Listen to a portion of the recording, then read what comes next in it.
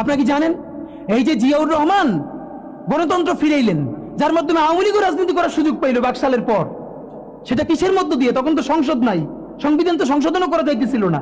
কিসের মধ্য দিয়ে? জিয়াউর রহমানের সামরিক ফরমানের মধ্য দিয়ে।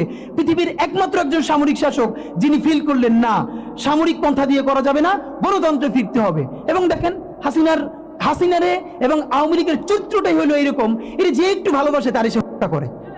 শহীদ প্রেসিডেন্ট জিয়াউর রহমান শেখ হাসিনাকে দেশে আসার অনুমতি দিছিলেন, সুযোগ দিছিলেন এবং বলছে থাক সবাই রাজনীতি করুক। আসার 1 মাসের মধ্যে জিয়াউর রহমান শহীদ হয়ে গেছে, 13 দিনের মধ্যে। এবার দেখেন এই যে আমরা এখন যারা সবাই করতেছি, সুতরাং এটা একটা বিষ। এই বিষের সাথে আমরা কিভাবে লড়াই করব? জাতীয় ঐক্যমত্য তৈরি করতে হবে। সুতরাং পলিটিক্যাল পার্টি এবং সবার প্রতি একটা কথা, প্লিজ আপনারা বিএনপিকে শতভাগ কর্নার করে দিন না। বিএনপি এই আধিপত্যবাদ বিরোধী লড়াইয়ের জন্য আমাদের একটা বড় শক্তি। এই শক্তিকে এত